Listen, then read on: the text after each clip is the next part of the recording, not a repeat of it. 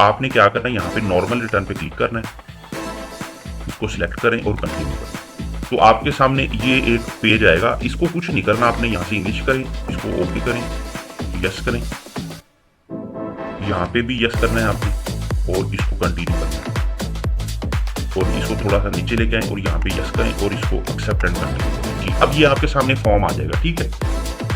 Let's suppose हम कहते हैं कि आपकी जो ग्रॉस सैलरी है वो पूरे साल की बन गई है सर 15,41,000, ये मैंने अज्यूम किया है, ठीक है। इसको कैलकुलेट करें। इसके साथ मेडिकल अलाउंस आपकी सैलरी स्लिप में नॉर्मली 1800 आ रहा होता है या 1500 ऐसे ही होता है। तो पूरे साल का वो जितना भी बनता है 18-20,000 बनेगा नॉर्मली। तो इसको आपने यहाँ पे लिख देना है, वो एग्जाम्प्ट होता है, ठीक है, ये एग्जाम्प्ट होता है जी। अब सबसे पहले आपने देखो कि एक चीज करनी है, आपने अब ये कर लिया है। अब आपने दूसरी एंट्री जो सबसे इंपॉर्टेंट टीचर्स के लिए होती है ना, आपने क्या करना है, अब यहाँ पे देखें आपका टैक्स पेबल बन रहा होगा कंप्यूटेशन में। मैं आपको शॉर्टकट बता रहा हूँ इसको हैंडल कैसे करना है। ये देखें, अब ये कह रहा है कि आपने 78,150 रुपए जो है ना वो पे करना है अपनी, ये इसका यहाँ से चलान क्रिएट करना है, ठीक है। आपने पहले क्या करना है, अब ये आपको पता लग गया 78,000 बन रहा है। आपने यहाँ पे रिडक्शन में आना है और यहाँ पे देखें फुल टाइम टीचर की जो रिडक्शन है ये आपको जगह मिल गई, ठीक है। यहाँ पे आपने जो अमाउंट लिखनी है वो आपको 25% कैलकुलेट करने की जरूरत नहीं है, वो खुद ही सिस्टम आपको कर देगा। आप फर्ज किया यहाँ पे अगर 1 लाख भी लिख दोगे ना, जब इसको कैलकुलेट करोगे तो आपके टैक्स का 25% जितना भी बनेगा वो खुद ही इसको कैलकुलेट कर लेगा, आपको सोचने की जरूरत नहीं है। यहाँ पे कर दिया आपने और इसको सेव कर। अब आपने क्या करना है, दोबारा कंप्यूटेशन पे आना। अब देखें आपका टैक्स कितना बन रहा है, 58,616 रुपए, ठीक है। अब अक्सर टीचर कंफ्यूज होते हैं, वो क्या करते हैं, वो एक महीने की सैलरी स्लिप का टोटल करते हैं। अब फर्ज किया वो बन जाता है 57,500 रुपए, 1000 का, 2000 का या 1500 का या जितनी भी अमाउंट का डिफरेंस आ जाता है। अब वो परेशान हो जाते हैं कि अब इसका क्या करना है। तो भाई आपने सिंपल शॉर्टकट तरीका यूज करना है। आपने इस अमाउंट को कॉपी करना है, क्योंकि आपको पता है टैक्स तो आपका कट ही गया है, ठीक हो गया, टैक्स तो कट गया ना, पे तो नहीं करना हमने, गवर्नमेंट ने सारा टैक्स ले लिया है और अब उसने क्या जान लेनी है आपकी। तो आपने उसको यहाँ पे पेस्ट कर दो बस कि जी हमारा ये टैक्स कट गया। अब वो सैलरी स्लिप पे से ज्यादा है, इससे कम है, उसका आपसे कोई लेना देना नहीं। ज्यादा है तो गवर्नमेंट ने आपको कुछ देना नहीं, और अगर कम है तो आपने कुछ नहीं देना, बस इसको कैलकुलेट कर देना है। और इस बॉक्स में ये जो अमाउंट आपने यहाँ पे सैलरी में लिखी हुई थी, यहाँ से इसको कॉपी करना और ये एडजस्टेबल में ये देखिए सैलरी के पास आपने इसको पेस्ट लाजमी करना है, वरना वो आपको रिसीट वैल्यू का एरर देगा, बाद में सबमिट नहीं कर सकते, ठीक है। ये यहाँ पे करना। अब ये फ्रेंड्स आपकी सैलरी की एंट्री हो गई है। अब आप कंप्यूटेशन में जाके देखें आपका टैक्स 0 होगा, आपने कुछ नहीं पे करना। देखें आपको सिंपल वे में मैं समझा रहा हूँ कि आपको किसी कंसल्टेंट के पास भी ना जाना पड़े, क्योंकि आपने बच्चों को पढ़ाना होता है, टाइम कीमती होता है, आप खुद भी घर बैठ के कर सकते हो, इसको सेव करना। अब सबसे बड़ी जो एरर आती है वो अभी आपको मैं करके दिखाता हूँ। अक्सर जो टीचर्स हैं, आप ड्यूटी पे बाहर जाते हो, पेपर चेकिंग पे जाते हो, एग्जामिनेशन ड्यूटी पे जाते हो, तो आपको वहाँ पे जो पैसे मिलते हैं ना उसके ऊपर 10-11% की डिडक्शन होती है। वो सिस्टम में जो है ना नॉर्मली वो बाय डिफॉल्ट एंट्री आ रही होती है।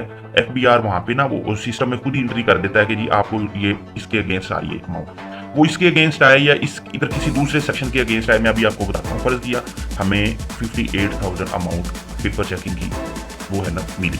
अब वो आपको ये एरर देगा, जब यहाँ पे ये अमाउंट आ रही होगी ना वो आपको ये एरर देगा, इसको ध्यान से देखो, ठीक है। अगर ये पहले से आ रही होगी तब भी वो ये एरर दे रहा होगा। अब आपने क्या करना है, आपने सिर्फ ये करना है, आपने इधर मिनिमम टैक्स वाले टैब में आना है, ये जो मिनिमम टैक्स वाला, ठीक है। आपको यहाँ पे अमाउंट लिखी नजर आ जाएगी, वो बाज़ दफा सिस्टम खुद ही उसको लिख देता है, तो आपने उसको देख के कंफ्यूज नहीं होना कि ये अमाउंट कैसे आई हो, तो ऑटोमेटिकली वो यहाँ पे ना एंट्री आ जाएगी। आपने ये करना है, यहाँ पे 58,000 आ रही है, इसको आपने यहाँ से कॉपी करना है, बिजनेस में आना है और अदर रेवेन्यू में अदर्स में आना है, यहाँ पे भी इसको पेस्ट करना है और दरमियान वाले बॉक्स में इसको कैलकुलेट कर देना।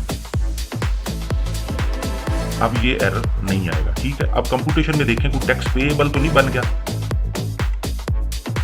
ये देखिए ये टैक्स पेएबल बन गया। ये किस लिए बना है, अब आपने दोबारा उसमें जाना है मिनिमम टैक्स, यहाँ पे आप आएंगे तो इसने इस अमाउंट के सामने ये अमाउंट लिखी हुई है टैक्स चार्ज पर, आपने इसको कॉपी करना है, क्योंकि टैक्स तो आपका जो है कट चुका होता है, आपने सिर्फ उसकी रिपोर्टिंग करनी होती है, हमने कुछ पे नहीं करना। आपने इस दरमियान वाले बॉक्स में इसको पेस्ट करके इसको कैलकुलेट कर देना, इसको सेव कर देना। अब आपका ना तो टैक्स पेएबल बना है कुछ भी नहीं बना, आपने कुछ नहीं, बल्कि गवर्नमेंट की तरफ 2000 एक्स्ट्रा ही चला गया आपका, ठीक है ना। तो आपने कुछ पे करना है, कुछ नहीं करना। अब बास टीचर्स ये कहेंगे जी मैं एंट्री कभी इधर से इधर ले जाता हूँ, कभी इधर ले जाता हूँ। तो थोड़ा सा आप मेरी वीडियो को अगर ध्यान से 2 दफा देखोगे, आराम से देखोगे, आपको समझ आ जाएगी, कंसेप्ट क्लियर हो जाएगा आपका। किसी कंसल्टेंट के पास जाने की जरूरत नहीं। फिर भी आपको मुश्किल हो तो ऊपर ये मेरा नंबर लिखा हुआ है, आप राब्ता कर सकते हो हमसे अगर आपने सर्विसेज लेंगे। लेकिन आपको जरूरत नहीं है, मैंने कोई चीज आपको हाइड नहीं करनी, हर चीज बतानी। ये अब इनकम टैक्स रिटर्न की एंट्री जो है ना, वो तकरीबन कंप्लीट होने वाली है। अब हमने इसको वेल्थ में ट्रांसफर करना है। वेल्थ में ट्रांसफर कैसे करना है, ये थोड़ा सा ये भी टेक्निकल चीज है, इसको जरा समझिएगा। देखिए अब ये जो आपकी सैलरी है ना, ये नॉर्मल में आ रही है 15,21,000। इसको आपने यहां से कॉपी करना है और इसको अपने वेल्थ स्टेटमेंट में रिकंसिलेशन वाली जगह पे आना है और ये देखिए सब्जेक्ट टू नॉर्मल टैक्स के सामने इसको पेस्ट कर देना है, ठीक है। दोबारा से कंप्यूटेशन पे आना है। ये आपको पता है 20,000 हमने मेडिकल अलाउंस डाला था, ये इधर से ही आ रही है फिगर, किधर और से नहीं आ रही है। आप देखेंगे तो आपको नजर आ रही है, उधर से ही आ रही है। 20,000 की जो फिगर है ये एग्जाम्प्ट है, क्योंकि ये मेडिकल अलाउंस आपने ऐड किया। अब ये एग्जाम्प्ट है, ये एग्जाम्प्ट फ्रॉम टैक्स वाले में आएगी, ठीक है। और जो थर्ड फिगर हमारी थी, जो हमें अपनी सर्विसेज के अगेंस्ट पेमेंट हुई थी, जिसका टैक्स भी 10-11% कट चुका था, वो आपकी जो अमाउंट होती है वो फाइनल टैक्स की होती है, मिनिमम फाइनल टैक्स की होती है। हमने उसको फाइनल टैक्स में लिखना है, इसको कॉपी करना है यहाँ से और रिकंसिलेशन में आके ये देखें सब्जेक्ट टू फिक्स और फाइनल टैक्स, इसको पेस्ट और इसको यहाँ से कैलकुलेट कर दिया और सेव भी कर लें, वरना डाटा आपका खत्म हो जाएगा जी। अब ये आपकी सारी एंट्रीज रिटर्न की कंप्लीट हो गई है। अब आगे वेल्थ स्टेटमेंट की वर्किंग हमने कैसे करनी है, ये भी ध्यान से जरा देखिए जी। अब वेल्थ स्टेटमेंट कैसे, अब देखें एक्सपेंसेस में आ गए। सबसे पहले देखें फ्रेंड्स, पर्सनल जो एक्सपेंस होता है ना आपका, इसके आपके बिलों का टोटल करने की, घर के एक्सपेंसेस को लिखने की जरूरत नहीं है। हाँ, आपने अगर बजट करना चाहते हो तो आपकी अपनी मर्जी है, वो पैसे आप कर सकते हो। टैक्स के पर्पस से उसकी कोई जरूरत नहीं। यहाँ पे कुछ डोनेशन में अमाउंट डालें, अगर आप कोई इंश्योरेंस प्रीमियम वगैरह पे करते हो तो उसको इसमें शामिल करना है। 1 लाख 2 लाख जितना भी हो, फर्ज के हम कहते हैं 1 लाख इंश्योरेंस प्रीमियम जाता है, 50,000 डोनेशन में डाला, 1.5 उधर कर लिया आपने। घर के एक्सपेंस अप्रोक्सीमेटली जितने डालना चाहे एवरेज करके हम कह देते हैं जी 8 लाख पूरे घर के एक्सपेंस थे, जिसमें हर चीज शामिल थी। ये आपको अलग-अलग, इसके ऊपर सर खपाने की जरूरत नहीं है कि बिल कितने थे, गैस कितनी थी, ये था वो, तो कुछ करने की जरूरत नहीं है। जस्ट आपने यहाँ पे अमाउंट लिखनी है, ये आपके पर्सनल एक्सपेंस की एंट्री होगी, इसको सेव कर जी। अब उसके बाद आ जाएंगे एसेट्स और लायबिलिटी पे। देखिए फ्रेंड्स, अगर तो आपने पिछली दफा भी फाइल की थी तो डाटा ऑटोमेटिकली यहाँ पे पिछले साल का आ जाएगा, उसको आपने नहीं छेड़ना। सिर्फ बैंकों का बैलेंस अपडेट करना है। प्रॉपर्टी आ रही है तो वो वैसे ही आएगी, जो भी बैलेंस आ रहे हैं वो वैसे ही आएंगे। आपने सिर्फ अपने बैंक बैलेंस और कैश को चेंज करना है, इसके अलावा कोई चीज नहीं छेड़ना। अगर आप फर्स्ट टाइम फाइल कर रहे हो तो आपने वेल्थ स्टेटमेंट में ये देखिए जितनी भी चीजें आ रही है जो आपके पास है वो आपने इंटर करनी। फर्ज किया आपने जो है ना, अब कोई प्रॉपर्टी नई परचेज की है तो वो भी ऐड होगी, या आप फर्स्ट टाइम फाइल कर रहे हो तो प्रॉपर्टी कैसे ऐड करनी है, तो यहाँ पे आपने उसका कंप्लीट एड्रेस बताना है, ठीक है, कि 5 मरला प्लॉट है, अब किस सिटी में है, क्या फेस है, जो भी आपने बताना चाहो ना वो यहाँ पे कंप्लीट एड्रेस आपने लिखना है। ये मैं सिर्फ समझाने के लिए एंट्री कर रहा हूँ, ठीक है। अगर कोई परचेज हुई है तो ऐड हो जाएगी, और अगर आपने कोई प्रॉपर्टी सेल किया तो फिर वो यहाँ से निकलेगी, उसकी एंट्री थोड़ी डिफरेंट होती है, वो भी मैं यहाँ पे नहीं बता रहा वरना वो ज्यादा कम्प्लेक्स हो जाएगी। अच्छा, ये आपने अपनी सारी प्रॉपर्टीज यहाँ पे ऐड कर सकते हो। अगर पिछले साल की थी तो ऑटोमेटिकली आ जाएगी, जितने की परचेज की थी वो यहाँ पे आप वैल्यू लिख दो। इसी तरह आप नीचे आए, अब ये जो बैंक अकाउंट, अगर एनिमल्स हैं आपके पास, ठीक है, तो आप एनिमल्स भी लिख सकते हो। अगर आप फर्स्ट टाइम फाइल कर रहे हो तो लिख लेना, आप कोई इसका इशू नहीं, एवरेज कोई भी अमाउंट लिख ले, 10, 20, 25 लाख जो लिखना। बैंकों का बैलेंस है, प्राइस बॉन्ड है, वो आपने यहाँ पे शो करने हैं। बैंक का जो भी आपका अकाउंट नंबर है वो लिखें, डिटेल लिखें, उसकी IBN नंबर सिर्फ लिखने काफी है। तो जितना 30 जून 2025 का बैलेंस था वो आपने यहाँ पे लिख दो, ठीक है। अगर पिछले साल फाइल की थी तो बैलेंस ऑटोमेटिकली, ये अकाउंट ऑटोमेटिकली आ जाएंगे, आपने सिर्फ बैलेंस अपना चेंज करना है। उसके अलावा अगर कोई गाड़ी आपके पास है तो गाड़ी भी लिख सकते हो, गाड़ी का नंबर लिखते हैं यहाँ पे, उसकी वैल्यू लिखते हैं कितने की गाड़ी थी, ठीक है। इसी तरह अगर आपके पास गोल्ड है, अगर तो पिछले साल आपने लिखा हुआ था तो एज इट इज आ जाएगा। अगर आप फर्स्ट टाइम फाइल कर रहे हो तो फिर थोड़ा सा गोल्ड ऐड कर लें, ज्यादा नहीं करना आपने। अगर घर में एक्चुअल में ज्यादा पड़ा भी हुआ है ना तो ज्यादा नहीं करना, ये मेरी बात याद रखिएगा। इसके पीछे कोई लॉजिक है, बस आपको मैं बता रहा हूँ, उसको ज्यादा नहीं करना आपने। हम कहते हैं पीछे से चलता हुआ आ रहा है तो उस टाइम हमने 2 लाख पर तोला लिया था तो 1 मिलियन का डाल, ठीक है। अब हाउस होल्ड इफेक्ट में घर की चीज़ों की वैल्यू आती है, जैसे जूते, कपड़े, फर्नीचर, हाउस अप्लायंसेज, एसी, ये सारी चीज़ें होती हैं।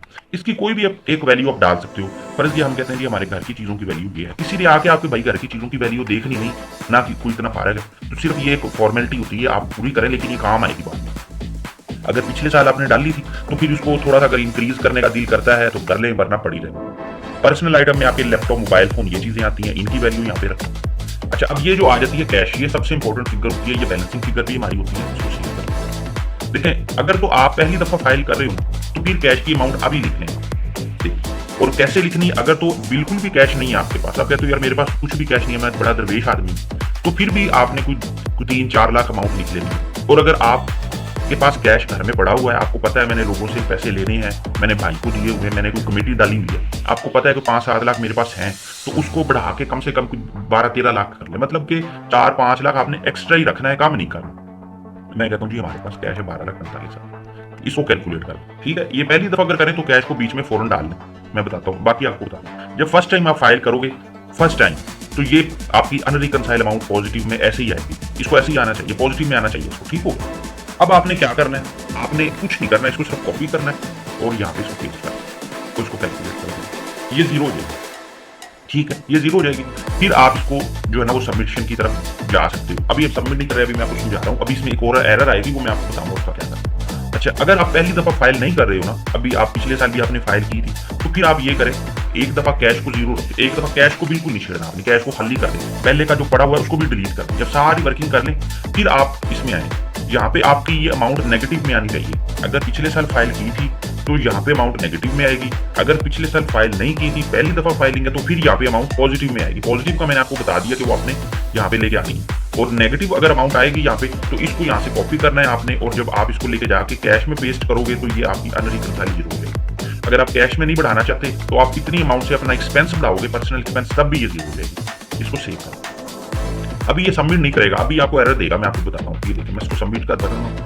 पहले तो कहेगा कि आप बिजनेस का कोई सेक्टर यहाँ पे चूज करें एट्रीब्यूट में। देखें, आपने इसमें ये नहीं सोचना कि मैं तो टीचर हूँ, मैं क्या बिजनेस कर रहा हूँ, ये एक सिस्टम की वर्किंग है, हमने इसके साथ चलना है। कोई बंदा आके आपको घर ये नहीं पूछेगा जी कौन सा बिजनेस है, ठीक है, आपने अदर लिखना है यहाँ पे, ये रिटेलर अदर सर्विसेज कर दें, ये एक फॉर्मेलिटी है, इस पे आपने ज्यादा अपना जहन नहीं चलाना, बस आपने ये करना जो मैं कह रहा हूँ। अब दोबारा फिर एरर देगा, वो कह रहा है एसेट्स और लायबिलिटीज में आपने कुछ लिखना है, आपने यहाँ पे आना है इधर बिजनेस में, और ये देखें बिजनेस एसेट्स और इक्विटी है ना, यहाँ पे आपने कुछ नहीं करना, सिर्फ इसको 0 कर दें और इसको भी 0 कर दें और इसको कैलकुलेट कर दें।